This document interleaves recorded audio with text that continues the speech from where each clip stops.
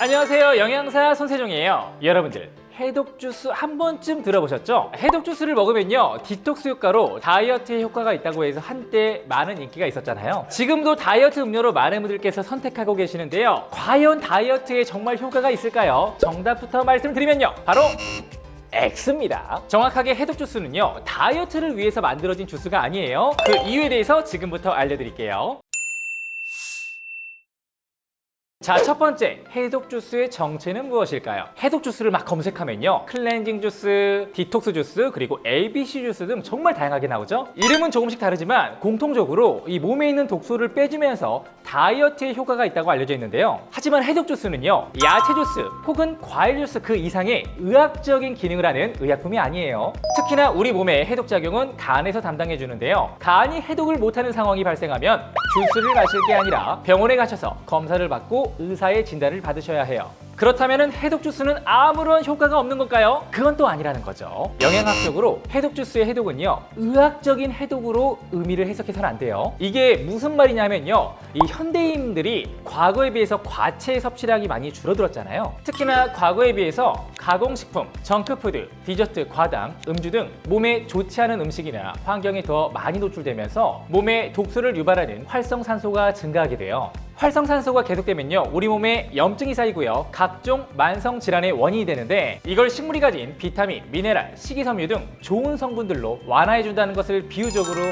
해독이라고 표현한 것이라 생각해주면 되는 거죠. 아마 파이토케미컬이라는 얘기도 들어보셨을 텐데요. 파이토케미컬은 식물성 화학물질이 신진대사를 원활하게 해줘서 건강에 도움을 준다는 뜻으로 빨강, 노랑 등 껍질이 원색인 과일이나 채소에 많이 들어있어요. 몸에 좋은 과일이나 채소를 조금 더 쉽게 섭취하기 위해서 생긴 게 바로 건강주스, 즉 해독주스라는 거죠. 해독주스에 들어간 과일과 채소를 먹으면 체내 염증, 변비, 혈중 콜레스테롤을 막아주고 면역력 강화에 도움을 주는데요. 때문에 해독주스는 다이어트 효과가 있냐 없냐로만 생각해서는 안 돼요. 해독주스가 우리 몸을 건강한 상태로 만들어주는 과정에서 이 몸에 있는 노폐물을 빼주면서 그 과정에서 다이어트의 효과가 조금 있다라고 생각하면 될 것 같아요.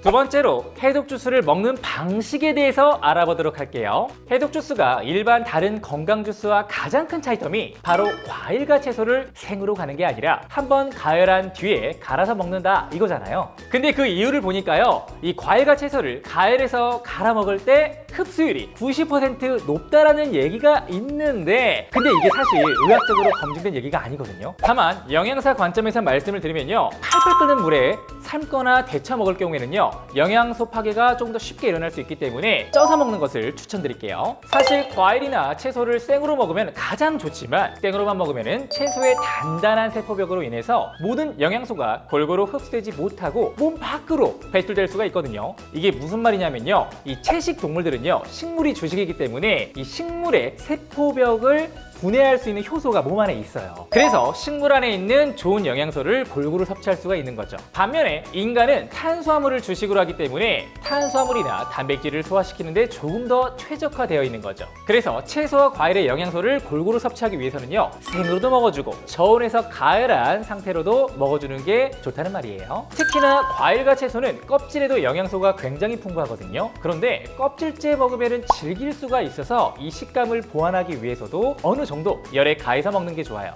보통 70도 이상에서 가열하게 되면요, 비타민 등 영양소가 파괴가 잘 되거든요. 대략 60도 내외로 한 5분, 한 10분 정도 미만으로 데치거나 쪄서 먹는 게 좋아요.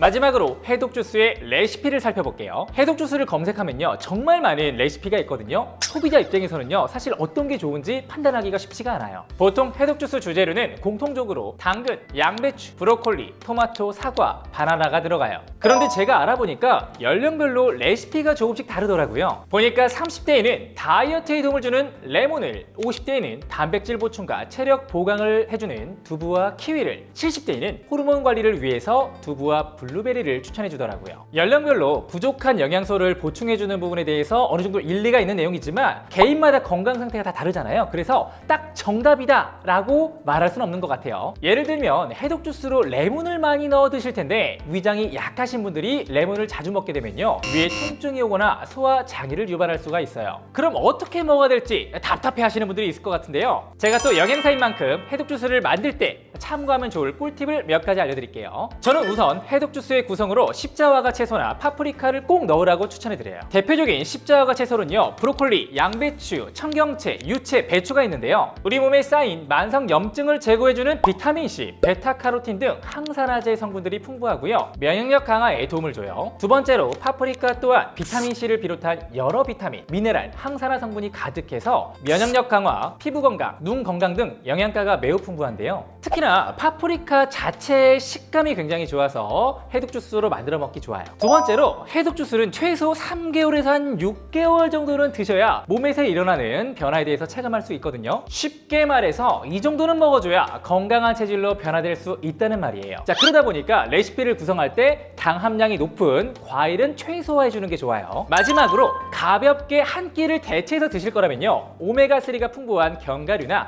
단백질 파우더를 함께해서 드시는 것도 좋은 방법이에요. 그 외에 효소가 많이 함유된 바나나, 자몽 혹은 다양한 영양소가 풍부한 시금치, 사과, 오이, 콜라비, 케일 등의 과채를 적절하게 혼합하면 더 좋고요. 다만 주의할 거는요, 삼시세끼 하루 종일 해독 주스로만 드실 경우에는요, 몸의 균형이 깨질 수가 있어요. 가장 좋은 방법은요, 식사 전에 드시는 것을 추천드릴게요. 그러면 해독 주스를 통해 어느 정도 포만감이 쌓여서 식사량을 줄일 수 있고요, 장 운동을 원활하게 도와줘서 배변 활동에 도움을 줄 수가 있어요.